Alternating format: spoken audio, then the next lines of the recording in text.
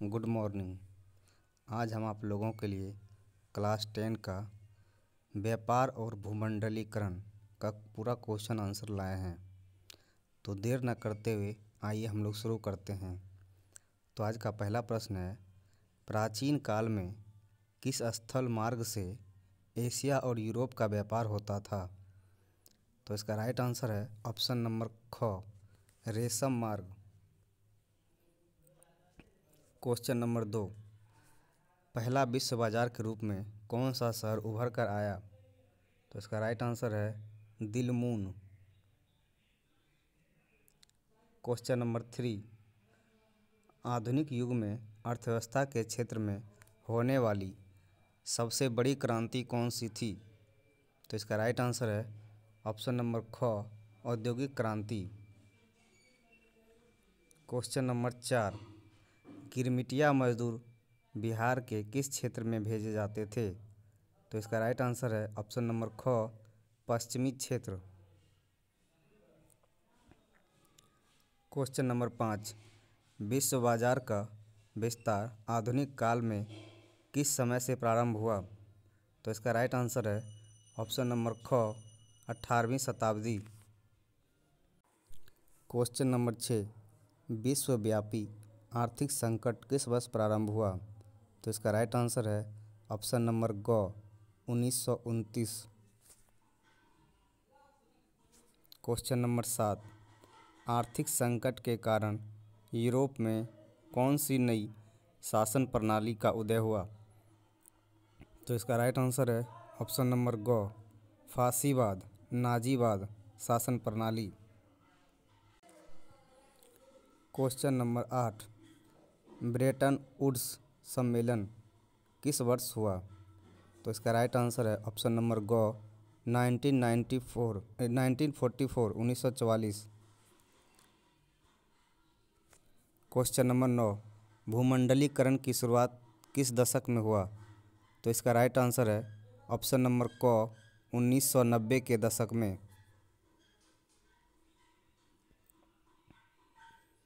Question number 10, द्वितीय महायुद्ध के बाद यूरोप में कौन सी संस्था का उदय आर्थिक दुष्प्रभावों को समाप्त करने के लिए हुआ? तो इसका राइट आंसर है ऑप्शन नंबर घ, यूरोपीय संघ। अब है रिक्त स्थानों को भरें। पहला क्वेश्चन है, अलेक्जेंड्रिया नामक पहला विश्व बाजार डैश के द्वारा स्थापित किया गया? तो इसका राइट आंसर है यूनानी सम्राट सिकंदर। क्वेश्चन नंबर 2, विश्वव्यापी आर्थिक संकट डैश देश में प्रारंभ हुआ? तो इसका राइट आंसर है यूरोपीय।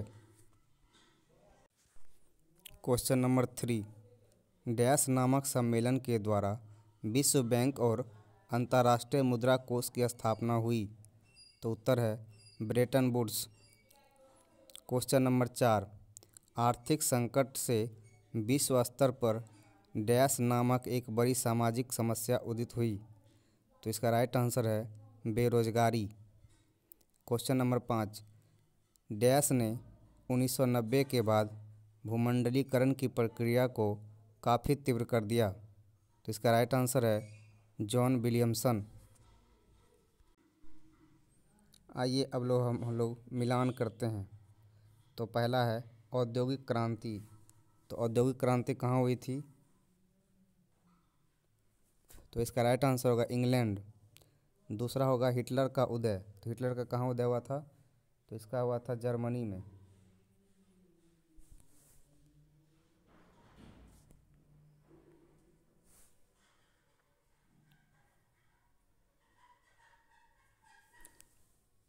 तीसरा है विश्व आर्थिक मंदी। तो इसका होगा घ नंबर, विश्व बैंक की स्थापना। तो इसका राइट आंसर है 1944। पाँचवा है भूमंडलीकरण की शुरुआत। तो ये होगा 1990 के दशक में। छठा है विश्व बाजार की शुरुआत। तो विश्व बाजार की शुरुआत प्राचीन काल से ही हुई।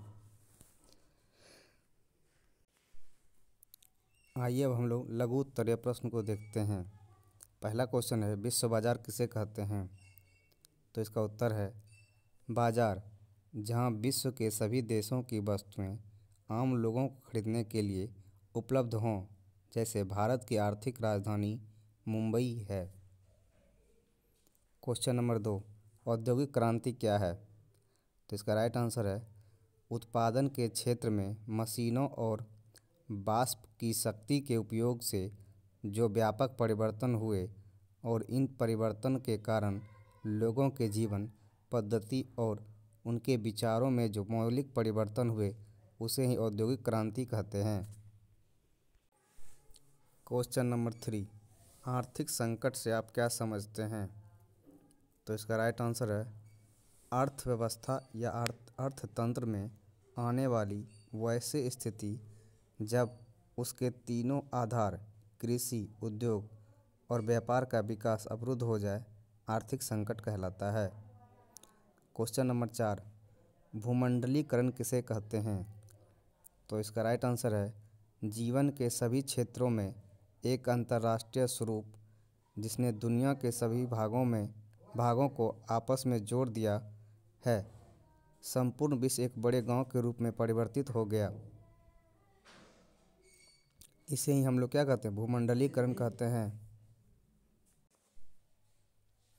क्वेश्चन नंबर 5, ब्रिटेन वुड्स सम्मेलन का उद्देश्य क्या था? इसका उत्तर होगा द्वितीय विश्व युद्ध के बाद औद्योगिक विश्व के में आर्थिक स्थिरता एवं पूर्ण रोजगार बनाए रखना एवं शांति व्यवस्था स्थापित करना। क्वेश्चन नंबर 6, बहुराष्ट्रीय कंपनियां क्या है? तो इसका राइट आंसर है कई देशों में एक ही साथ व्यापार और व्यवसाय करने वाली कंपनियों को बहुराष्ट्रीय कंपनियां कही जाती है। आइए अब लघु उत्तरीय प्रश्नों को हम लोग देखते हैं। 1929 के आर्थिक संकट के कारणों को संक्षेप में स्पष्ट करें। तो पहला पॉइंट है नवीन तकनीकी प्रगति तथा बढ़ते हुए मुनाफे के कारण उत्पादन में जो भारी वृद्धि हुई उससे ऐसी स्थिति उत्पन्न हो गई कि जो कुछ उत्पादित किया जाता था उसे खरीद सकने वाले लोग बहुत कम थे। दूसरा पॉइंट है विश्व के सभी भागों में कृषि उत्पादन एवं खाद्यान्नों के मूल्य की विकृति।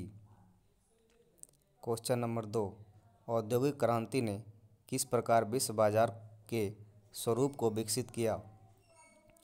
तो इसका राइट आंसर है औद्योगिक क्रांति ने विश्व बाजार को तमाम आर्थिक गतिविधियों का केंद्र बना दिया। इसी के साथ जैसे जैसे औद्योगिक क्रांति का विकास हुआ, बाजार का स्वरूप विश्वव्यापी होता चला गया और 20वीं शताब्दी के पहले तक तो इसमें सभी महादेश में अपनी स्थिति कायम कर ली। क्वेश्चन नंबर 3, विश्व बाजार के स्वरूप को समझावें। तो इसका उत्तर है औद्योगिक क्रांति के फैलाव के साथ साथ बाजार का स्वरूप विश्वव्यापी होता गया। इनसे व्यापार, श्रमिकों का पलायन और पूंजी का प्रभाव, इन तीनों आर्थिक प्रवृत्तियों को जन्म दिया। मुख्यतः व्यापार कच्चे माल को इंग्लैंड और अन्य यूरोपीय देशों तक पहुंचाने और वहां के कारखानों में निर्मित वस्तुओं को विश्व के कोने कोने में पहुंचाने तक सीमित था। क्वेश्चन नंबर 4 है भूमंडलीकरण किसे कहते हैं? तो इसका आंसर है भूमंडलीकरण एक ऐसी प्रक्रिया है जिसमें विश्व के सभी देश राजनीतिक, सामाजिक, आर्थिक, वैज्ञानिक तथा सांस्कृतिक रूप से जुड़े रहते हैं। क्वेश्चन नंबर 5, ब्रेटन वुड्स सम्मेलन का मुख्य उद्देश्य क्या था? तो इसका राइट आंसर है ब्रेटन वुड्स सम्मेलन का मुख्य उद्देश्य अंतर्राष्ट्रीय मुद्रा कोष तथा विश्व बैंक की स्थापना करना था, जिससे आर्थिक संकट दूर किया जा सके। क्वेश्चन नंबर 6, बहुराष्ट्रीय कंपनियां किसे कहते हैं? तो इसका राइट आंसर है बहुराष्ट्रीय कंपनी ऐसी कंपनियां होती है जिसका मुख्यालय किसी एक देश में तथा उसकी इकाइयां अनेक देशों में स्थापित हो।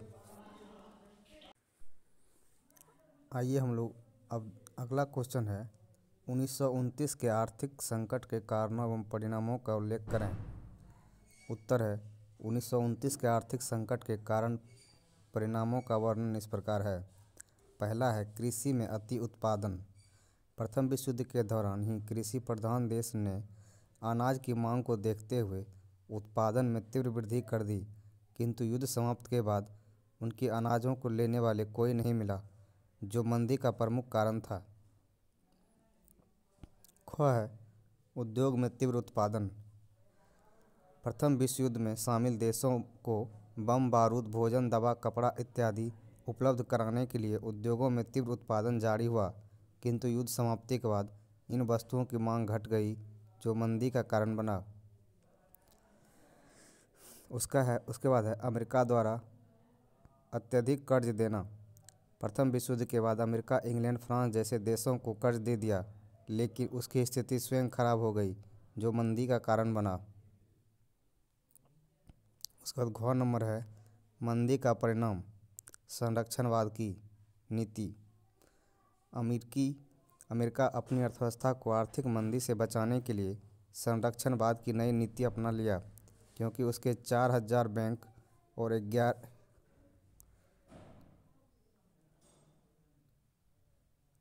1,10,000 कंपनियां बर्बाद हो गई थी।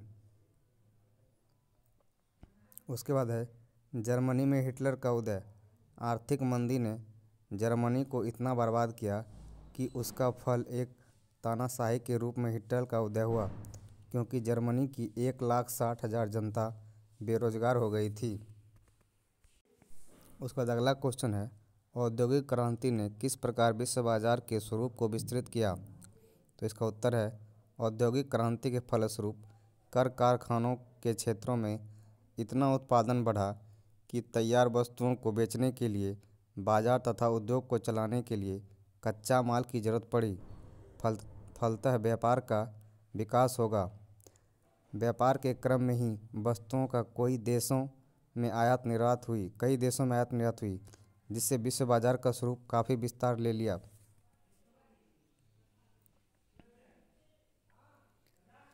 अगला क्वेश्चन है विश्व बाजार के स्वरूपों को समझाइए। उत्तर है विश्व बाजार के स्वरूपों के संबंध में ऐसा माना जाता है कि यह प्राचीन और आधुनिक दोनों कालों का मिश्रण है, क्योंकि सिकंदर द्वारा सबसे पहले 3री सदी में अलेक्जेंड्रिया नामों के बीच बाजार का निर्माण किया गया था। वहीं औद्योगिक क्रांति के बाद इसका स्वरूप और विस्तृत हो गया। जैसे जैसे मशीनों के द्वारा वस्तुओं का निर्माण जारी हुआ, वैसे वैसे विश्व बाजार का स्वरूप फैलता गया। अगला क्वेश्चन है भूमंडलीकरण में बहुराष्ट्रीय कंपनियों के योगदान को स्पष्ट करें। तो इसका उत्तर है भूमंडलीकरण के माध्यम से दुनिया के देश आर्थिक, सामाजिक, राजनीतिक, वैज्ञानिक तथा सांस्कृतिक दृष्टिकोण से एक दूसरे के साथ जोड़े जाते हैं, जिसमें बहुराष्ट्रीय कंपनियों का योगदान काफ़ी महत्वपूर्ण हो जाता है, क्योंकि बहुराष्ट्रीय कंपनियों की इकाइयाँ अनेक देशों में स्थापित होती है, जिससे वे विभिन्न देशों की राजनीतिक, आर्थिक, सामाजिक, वैज्ञानिक तथा सांस्कृतिक रूप से जुड़ जाते हैं। उसके बाद अगला क्वेश्चन है 1950 के बाद विश्व अर्थव्यवस्था के पुनर्निर्माण के लिए किए जाने वाले प्रयासों पर प्रकाश डालें। तो इसका उत्तर है 1950 के बाद विश्व की अर्थव्यवस्था को पुनर्निर्माण करने के उद्देश्य से सबसे पहले 1945 की ललता सम्मेलन के अधीन संयुक्त राष्ट्र संघ नाम से अंतर्राष्ट्रीय संस्था बनाई गई तथा ब्रेटन वुड्स सम्मेलन में अंतर्राष्ट्रीय मुद्रा कोष तथा विश्व बैंक नाम से संस्थाएं एक बार गठित की गई। सभी संस्थाएं 1950 के दशक के बाद वास्तविक रूप से कार्य करने लगी, जिसका उद्देश्य द्वितीय विश्व युद्ध के बाद विश्व की अर्थव्यवस्था को पुनः सुधारना था।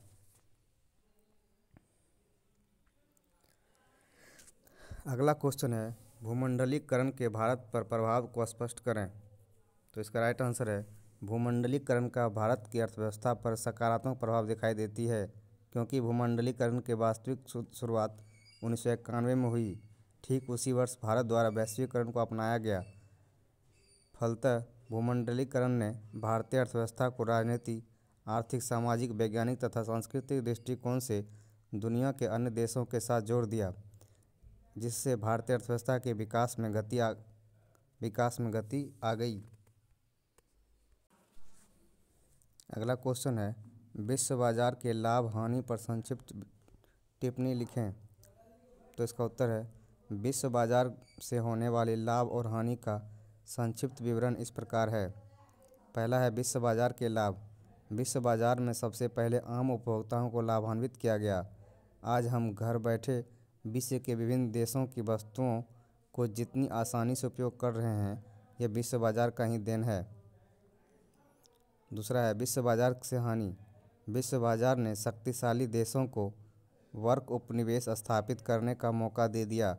शक्तिशाली देश बाजार और कच्चे माल की तलाश में व्यापार के माध्यम से कमज़ोर देशों में अपना उपनिवेश स्थापित कर लिया। आइए अब हम लोग दीर्घ उत्तरीय प्रश्नों को देखते हैं। 1945 से 1960 के बीच विश्व स्तर पर विकसित होने वाली आर्थिक संबंधी पर प्रकाश डालें। तो इसका राइट आंसर है 1945 से 1960 के बीच विश्व स्तर पर विकसित होने वाले आर्थिक संबंधों को 3 क्षेत्रों में विभाजित किया गया है। पहला क्षेत्र के रूप में दिखाई देती है कि वह 1945 के बाद विश्व ही 2 भागों में बंट गया। सबसे पहले रूस समाजवादी विचारधारा का प्रचार कर रहे राज्य सामाजिक अर्थव्यवस्था का प्रसार करने लगा। रूस के बढ़ते हुए प्रभावों को देखकर अमेरिका पूंजीवादी विचारधारा का प्रचार शुरू किया, जिसका उद्देश्य समर्थित अर्थव्यवस्था को विकसित करना था। अमेरिका और रूस के बीच पूंजीवादी और साम्यवादी को लेकर इतनी प्रतियोगिता बढ़ गई कि इसका प्रभाव तीसरे क्षेत्र के रूप में नए स्वतंत्र राष्ट्र के ऊपर दिखाई देने लगा। जो देश 1945 के बाद स्वतंत्र होने लगे, उसके ऊपर अमेरिका और रूस अपना प्रभाव स्थापित करना चाहते थे और भारत जैसे कुछ देशों निर्णायक अलग संबंध ही विकसित कर लिया। अगला क्वेश्चन है, भूमंडलीय के कारण आम लोगों के जीवन में आने वाले परिवर्तनों को स्पष्ट करें।